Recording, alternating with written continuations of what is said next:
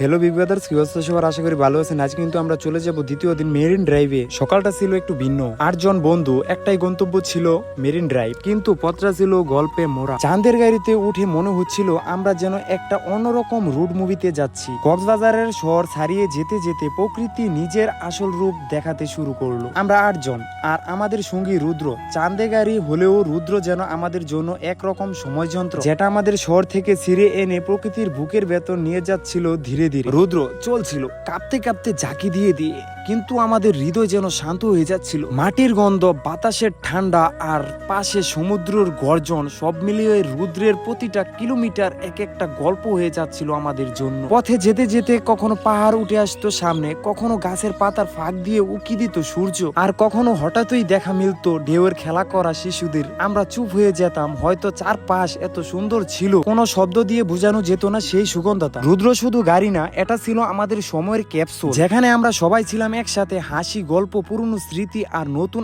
আবেগ ভরা। মনে হচ্ছিল এই যাত্রা যেন এক জীবনের মতো, কখনো মসৃণ কখনো ঝাঁকুনি, কিন্তু একসাথে থাকলে সবই সহ্য হয়। এই যাত্রা একদিন হয়তো ফুরাবে, কিন্তু রুদ্র দিয়ে যাওয়া এই পথ, এই প্রকৃতি, এই বন্ধুত্ব থেকে যাবে হৃদয়ের মণিকোঠায় আজীবন। রুদ্র জাকি খাচ্ছে আর আমরা যেন সময়ের বাইরে এসে বসে গেছি। বন্ধুরা কেউ জানালার ধারে, কেউ হেলান দিয়ে বসে। হঠাৎ কেউ বলে উঠলো, ভাই জানিস এই জায়গাটায় আমার মনে হয় আগে কখনো এসেছি। অন্যজন হেসে বলল, তুই এত ঘুরিস, তোর ফেসবুকেও জায়গা কম পড়ে যায়। কথার মধ্যে হাসি, হাসির মধ্যে ভালোবাসা, আর ভালোবাসার মধ্যে প্রকৃতি। আমরা গল্প করছি, কিন্তু জানালার বাইরে প্রকৃতি আমাদের গল্প শুনছে কিনা কে জানে। এক পাশে সমুদ্র ঢেউ ঢেউ আলো খেলছে, আরেক পাশে পাহাড়, যেন কেউ দাঁড়িয়ে পাহারা দিচ্ছে আমাদের ছেলেবেলার মতো বন্ধুত্ব। আকাশটা একটু সুন্দর ছিল, কিন্তু তাও মাঝে মাঝে সূর্য উকি দিয়ে বলছিল, যাও আরো খানিকটা এগিয়ে যাও। এক বন্ধু হুট করে বলল, জীবনটা এমন হলে কেমন হতো রে ভাই, না আছে ব্যস্ততা, না আছে হিসেব।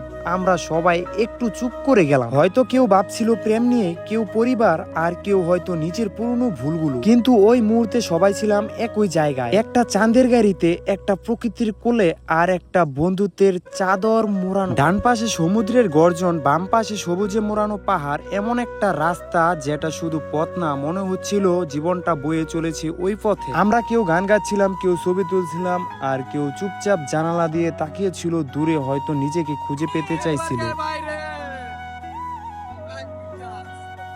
আকাশটা হঠাৎ করে বদলে যেতে শুরু করলো। সাদা মেঘের জায়গায় আস্তে আস্তে ভেঙে এলো গাঢ় ধূসর মেঘ, আর আমরা পাহাড়ের দিকে এগিয়ে যাচ্ছিলাম। চাঁদের গাড়ির ফাঁক দিয়ে সে দৃশ্য দেখতে দেখতে মনে হচ্ছিল যেন কোনো সিনেমার দৃশ্যের মধ্যে ঢুকে পড়েছি। পাহাড়ের মাথার ওপর কালো মেঘ, দেখতে ভয়ঙ্করও ছিল, আবার খুব সুন্দরও। এমন একটা সৌন্দর্য যেটা চোখ দিয়ে দেখা যায়, কিন্তু মনের ভেতর ব্যথার মতো অনুভব হয়। হয়তো কারণ ছিল, মেঘ আর পাহাড় দুটোই কিছু না বলা কথা মনে করিয়ে দেয়। চারপাশে হাওয়া বদলে যাচ্ছিল, হালকা ঠান্ডা বাতাস, গায়ে হালকা কাঁপুনি। বন্ধুরা কেউ কেউ চুপ হয়ে গিয়েছিল, কেউ যেন নিজের ভেতরের গল্পে হারিয়ে গিয়েছিল। গাড়িটা চলছিল পাহাড়ের দিকে, আর আমাদের ভেতরেও যেন চলছিল একটা যাত্রা, না বলা কথার, পুরনো স্মৃতির, আর সেই মুহূর্ত ধরা পড়া এক নিঃশব্দ ভালোবাসা। কিন্তু মনটা হালকা হয়ে যাচ্ছিল। প্রকৃতি কখনো কখনো এমন ভাবে আমাদের ছুঁয়ে যায় যেখানে ভাষা নেই, শুধু অনুভব। চাঁদের গাড়ি যখন চলছিল সমুদ্রের পাশে, আমাদের চোখ হঠাৎ আটকে গেল দূরে, সেই বিশাল নীল জলরাশির মাঝে ছোট ছোট কিছু বিন্দুর মতো। ভালো করে তাকিয়ে বুঝলাম ওগুলো মাছ ধরার নৌকা। হয়তো এই নৌকায় কেউ ভোরবেলা উঠে মাছ ধরতে গেছে, হয়তো কেউ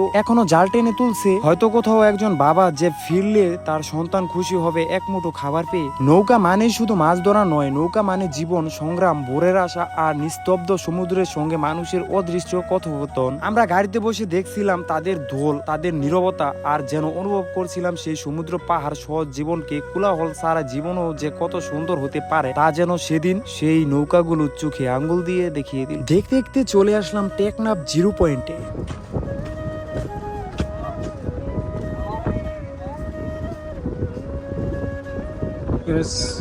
আপনার যদি 0 পয়েন্ট আসেন কক্সবাজার থেকে, তাহলে এরকম একটা বড় ঘুরে দেখতে পাবেন সবাই।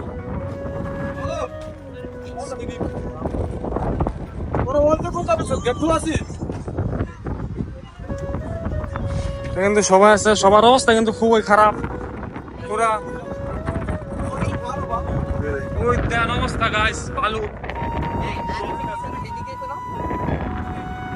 হ্যালো বিগ ব্রাদার্স, কি অবস্থা সবার? আশা করি ভালো আছেন। আমরা কিন্তু এখন চলে আসছি মেরিন ড্রাইভে। আপনাদের একটু কিছুক্ষণ আগে দেখলেন অনেক ভিউ, মানে যা এতটুকু আসার মধ্যে যতটুকু ভিউ পাইলাম, মানে যত যাই ততই ভিউ, ঠিক আছে। আর আমরা কিন্তু এখন এখানে এসে পড়ছি।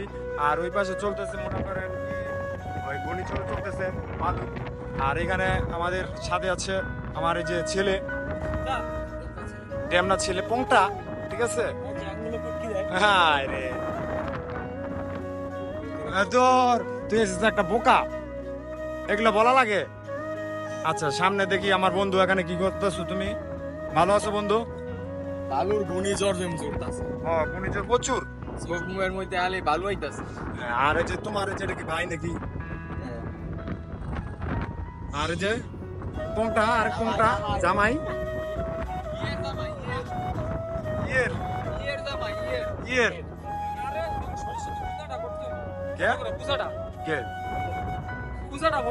ও বুঝছি কোনটা দিছস, থাক আর কোন লাগবে না। এই যে আরেক পংটা, দুনিয়ার পংটা, এই পংটা ওটা কে? কথা বলো না কেন? কথা বলো কথা বলো কথা বলো কথা বলো, আমার গলা ভাঙে আছে ভাই, কথা বলো।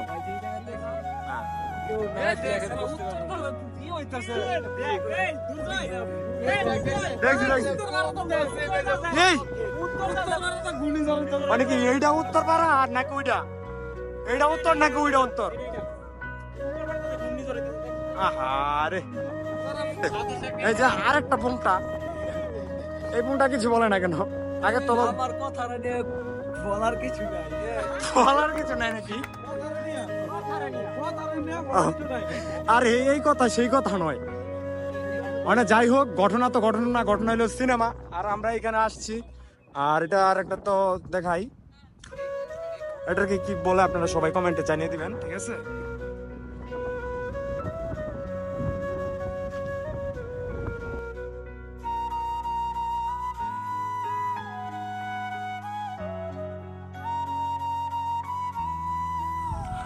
আমরা জিরো পয়েন্টে মজা করার পর এখন চলে যাচ্ছি। জীবনে টাকা জমিয়ে কি করবেন যদি প্রকৃতি না দেখতে পারেন? আপনার ফ্যামিলিকে নিয়ে বেরিয়ে যান ট্যুরে।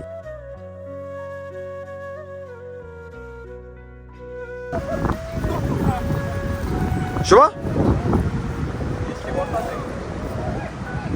বৃষ্টি পড়বে।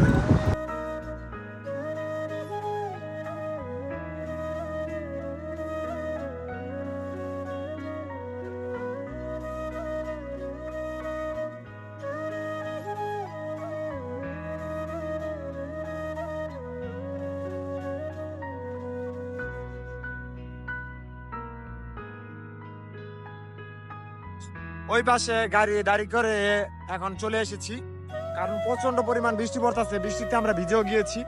তার জন্য আমরা এখন কোথায় আছি? কি ব্রিজ জানি? ইনানি ইনানি ব্রিজে চলে এসেছি।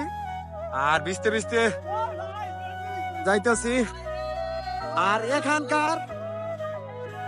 এখানকার আবহাওয়া এতটাই খারাপ, মানে স্কিন টিন একদম ব্যথা করতেছে, মানে প্রচুর খারাপ।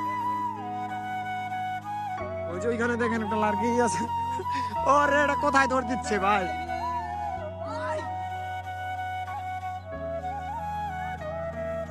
আর ব্রিজটা মনে হয় ওই যে ওই পর্যন্ত আছে, আর এইখানে পর্যন্ত মনে হয় জল আসে, সম্ভবত ওই পর্যন্ত যায় না।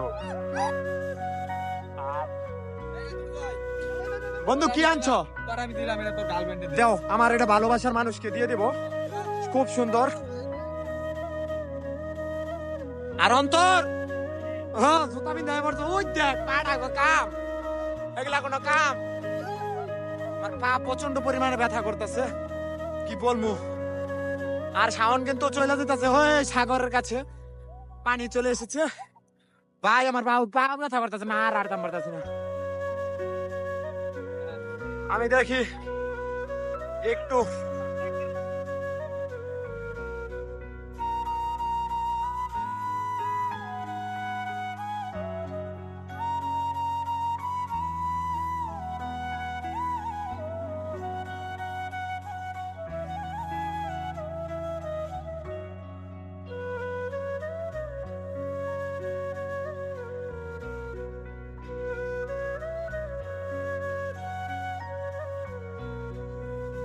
মাথা ধরে রাখ এমনি অনেক অনেক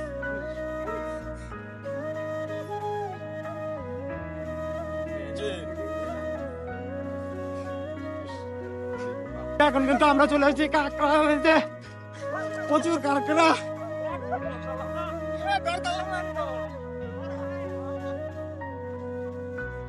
ওই যে কাঁকড়া, লাল লাল কাঁকড়া, এই দেখুন। আমার টেকনিকটা তৈরি আর ভাই চিকনে যা, চিকনে কাঁকড়া কিন্তু ধরতেই পারলাম না। এই যে দেখুন কিরকম গর্ত। ও রে, কাঁকড়া দিতে আসলাম, কাঁকড়া এই যে রে, এই যে রে, এই যে রে। আপনাদের কাছে একটাই রিকোয়েস্ট, আপনার যদি ভিডিওটি ভালো লেগে থাকে তাহলে অবশ্যই ভিডিওতে লাইক করবেন এবং পেজে অবশ্যই ফলো করবেন। ইউটিউবে যদি দেখে থাকেন তাহলে অবশ্যই সাবস্ক্রাইব করে দিবেন। আজকের জন্য এই পর্যন্তই, টাটা।